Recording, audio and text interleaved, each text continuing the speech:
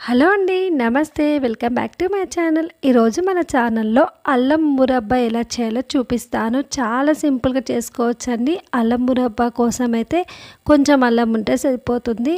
ఇంట్లోనే కొంచెం అల్లం తీసుకొని నీట్గా కడుక్కొని ఇలా స్కిన్ మొత్తం తీసేసుకొని చిన్న చిన్న పీసులుగా అయితే కట్ చేసి పెట్టుకోండి.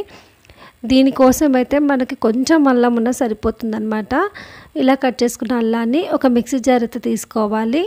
అందులోకి కట్ చేసిన అల్లం ముక్కలు అయితే వేసుకుంటున్నాను. ఇందులోకి 2-3 ఇలాచీలు కూడా వేసుకుంటున్నానండి.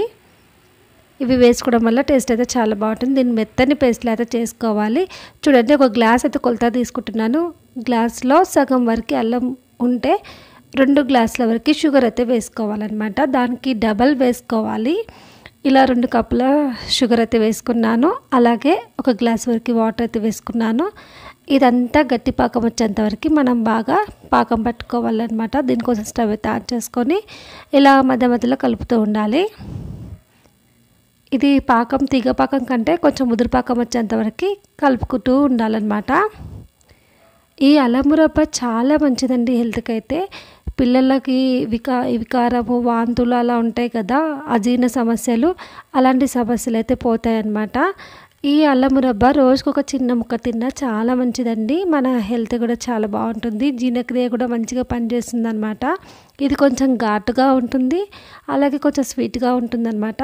చూడండి, ఇది పాకం అయిందో లేదని చెప్పి కొంచెం వాటర్లో అయితే వేసాను. ఇంకా పాకం అయితే రెడీ కాలేదు. చూడండి, ఇలా వాటర్లో వేసినప్పుడు కొంచెం ముద్దలా కట్టాలన్నమాట. అది కరిగిపోతుంది కాబట్టి ఇంకా కొంచెం పాకం అయితే పట్టుకుంటున్నాను. ఇప్పుడు ఇందులోకి కొంచెం గట్టిగా అయింది కాబట్టి ఇప్పుడు ఇందులోకి అల్లం అయితే యాడ్ చేసుకుంటున్నాను. ఇందులోకి చూశారు కదా, సగం కప్పు అల్లానికి 2 కప్పుల షుగర్ యాడ్ చేసుకోవాలి. ఇదేనండి కొలత అయితే. దీన్ని బాగా ముదురు పాకం వచ్చేంతవరకు బాగా కలుపుతూ ఉండాలి. ఇలా అల్లం అంతా ఈ పాకంలో ఉడికిపోవాలన్నమాట.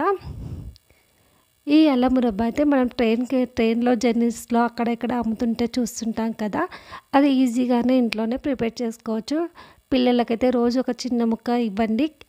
జింజర్ క్యాండీ అని చెప్పండి, ఇష్టంగా తింటారు.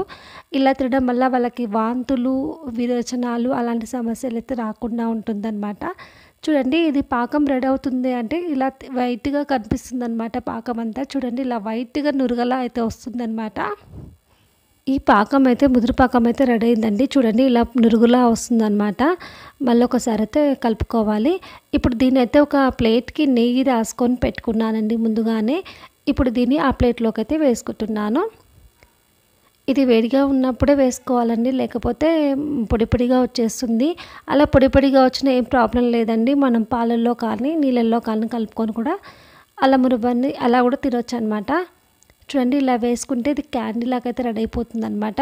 దీన్ని మీకు ఇలా వేడిగా ఉన్నప్పుడు దీన్ని కట్ చేసుకోండి పీసెస్ లాగా. నేనైతే కొంచెం క్వాంటిటీ చేశాను కాబట్టి ఇది ఎక్కువ లేదు కాబట్టి ఇలా వచ్చింది. చూడండి, ఇప్పుడు దీన్ని అయితే కట్ చేసి చూపిస్తాను మీకు. చూడండి, ఇది కొంచెం చల్లగా అయింది కాబట్టి ఇలా వస్తుంది. నో ప్రాబ్లం అండి, ఎలా వచ్చినా కూడా తినొచ్చు అనమాట. ఇలా కొంచెం చల్లారిన తర్వాత మనకైతే పీసుల్లాగా సపరేట్ అయితే అవుతుందన్నమాట. ఇది చిన్నపిల్లలే కాదు, పెద్దవాళ్ళు కూడా తినొచ్చు. చాలా మంచిదండి హెల్త్కి అయితే. పరగడుపున తింటే దీని యూజెస్ అయితే మనకి ఇంకా ఎక్కువగా ఉంటాయన్నమాట.